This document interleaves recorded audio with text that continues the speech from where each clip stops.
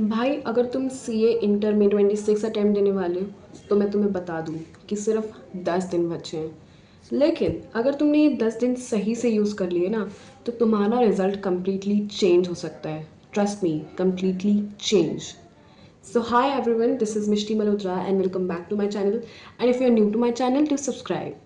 तो मैं एक सी ए फाइनलिस्ट हूँ and being a C A finalist I would like to tell you कि सी ए इंटर पास करने के लिए आपको क्या क्या चीज़ें लगती हैं और आप कैसे स्ट्रेटजाइज कर सकते हो इन लास्ट के दिनों में टू क्लियर योर एग्ज़ाम। मैं ये नहीं बताऊँगी कि एग्जामेशन कैसे लानी है या फिर रैंक कैसे लानी है, लेकिन मैं ये ज़रूर बता पाऊंगी कि आप पास कैसे हो सकते हैं। तो मैं आपको स्टार्टिंग में एक रियलिटी चेक दे दूं कि अब नई चीज़ें करने का कोई टाइम नहीं है। रिवीजन ही आपका गेम चेंजर होगा और उसी में आपको अपनी होल्ड रखनी है, और जो आपको आता है उसको आपको और रिफाइन करना है, ना कि जो आपको नहीं आता उसको थोड़ा बहुत याद करके पुराने वाला भी भूल जाना है। तो सबसे पहले चीज़ आप ये रिमाइंड कर लो कि आप जो जो आपको आता है वो आप जॉट डाउन करके रख लो पॉइंट्स, और आपको उसी को रिवीजन करना है और बार बार रिवीजन करना है इन 10 दिनों में, जो मैं आपको बताऊंगी कि किस सीक्वेंस में करना है, कैसे करना है, जिससे आप पास हो सको। स्टार्टिंग में मैं बताऊंगी कि जो लोग एक साथ 2 ग्रुप दे रहे हैं उनके लिए उनको एक दिन में 2 सब्जेक्ट्स करने चाहिए, ठीक है, 10 डेज तक। रिवीजन की बात कर रही हूँ, पूरे की बात नहीं कर रही हूँ। सेकेंडली मैं कहूँगी कि आपको मॉर्निंग शिफ्ट में आपको अपने प्रैक्टिकल सब्जेक्ट्स लेने चाहिए, जैसे कि टैक्स, अकाउंट्स, कॉस्टिंग और एफएम। और आपको इवनिंग में लेना चाहिए थ्योरी सब्जेक्ट्स, जैसे कि लॉ और एसएम हो गया इनको। लेकिन जिन लोगों के साथ उल्टा है, जिनको मॉर्निंग में ईजिली याद हो जाता है या फिर रिटेन रहता है, रिटेंशन पावर उनकी मॉर्निंग में अच्छी है याद करने की, तो वो लोग लॉ, एसएम वगैरह वो सुबह करें और शाम को करें प्रैक्टिकल सब्जेक्ट्स, लेकिन करने दोनों हैं एक दिन में। अगर मैं बेसिक प्लान की बात करूँ तो आपको फर्स्ट 6 डेज में, जो लोग एक साथ दोनों ग्रुप दे रहे हैं उनको फर्स्ट 6 डेज में अपनी फुल रिवीजन कंप्लीट कर लेनी है।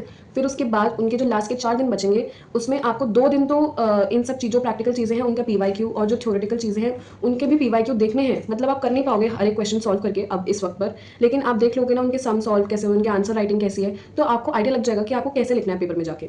सेकेंडली जो लास्ट के 2 दिन बचेंगे, फिर जो अकाउंट्स का पेपर पहला होता है उसके लिए आप उसको डिवोट करें, क्योंकि अगर आपका फर्स्ट पेपर अच्छा नहीं जाएगा तो आप पहले ही डिमोटिवेट हो जाओगे। फोर मूविंग टू जो सिंगल ग्रुप दे रहे हैं, मैं एक चीज़ बोलूँगी कि अब इस पॉइंट पे ना परफेक्शन आप छोड़ दो कि मैं सब कुछ करके जाऊँगा या मेरा 100% कवरेज होना चाहिए। सब लोग बोलते हैं कि 100% नहीं करके जाओगे तो फेल हो जाओगे।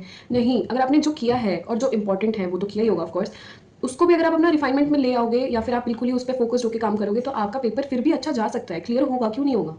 ठीक है, तो सब चीज़ पे फोकस नहीं करना है, जो बेस्ट आता है उस पर फोकस करना है। जो लोग सिर्फ एक ग्रुप दे रहे हैं उनके पास एक एडेड एडवांटेज है कि वो लोग डेप्थ में जाके रिवीजन कर सकते हैं और डेप्थ में जाके आप सब कुछ सॉल्व कर सकते हैं, इवन पीवाईक्यूज भी वो कर सकते हैं, क्योंकि उनके पास सिर्फ 3 सब्जेक्ट्स होंगे फोकस करने के लिए इन 10 दिनों में।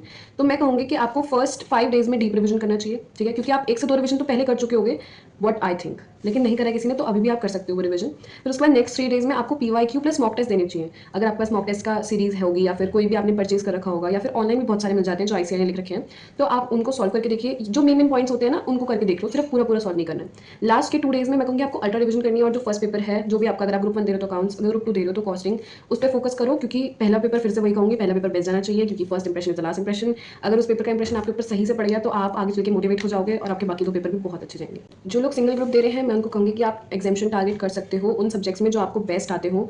जैसे लोगों को कॉस्टिंग बहुत अच्छा आता है, उनके बहुत काफ़ी अच्छे मार्क्स आते हैं, अकाउंट्स बहुत अच्छा आता है, तो आप उनको फोकस दो। अब मैं आपको ऐसी 5 मिस्टेक्स बताऊंगी जो आपको नहीं करनी है, जो शायद मैंने की थी बट स्टिल मेरा लक कह लो या जो भी, कि मैंने बोथ ग्रुप्स पास किए। ये मैं दोनों के लिए बता रही हूँ, जो लोग दोनों ग्रुप दे रहे हैं और जो सिंगल ग्रुप दे रहे हैं, दोनों ये मिस्टेक यूजुअली लोग करते हैं।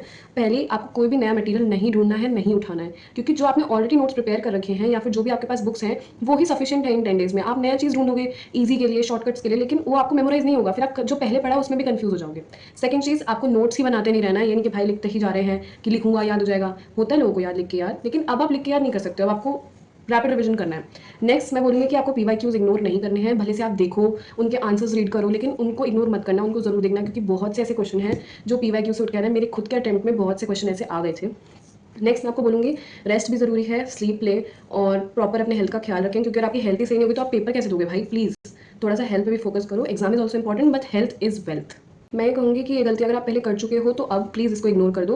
ये आपको फेल नहीं कराएंगी बट हाँ आपके मार्क्स ज़रूर लूज़ करा सकती हैं कुछ सब्जेक्ट्स में जिनमें आप बहुत ही एक्सेप्शनल मार्क्स स्कोर कर सकते थे। लास्टली मैं ये बोलूँगी कि एवरीथिंग मैटर्स, आपकी स्टडी, आपका लक, आपका उस दिन कैसा था, या फिर आपने किस प्रिपरेशन कैसे करी है पहले मंथ्स में, तो वो सब मैटर करता है। बट मैं आपको ये बोलूँगी कि अगर आप अभी इन 10 दिन को अच्छे से स्ट्रैटेजाइज कर लोगे, एक पूरा टाइमलाइन बना लोगे, टाइम टेबल बना लोगे, तो आपका बहुत ही अच्छा जा सकता है एग्जाम और आप क्लियर कर सकते हो। मैं अपना पर्सनली बताऊँ तो मेरे को ऐसा नहीं लगा था कि मैं ग्रुप 2 दे पाऊंगी, लेकिन मैंने उसको स्ट्रैटेजाइज करा, थोड़ा अपना माइंड मेकअप करा, तो मैं ग्रुप 1 के साथ ग्रुप 2 दे पाई और मेरा क्लियर भी हो गया। तो आई वुड से कि yes you can and you will.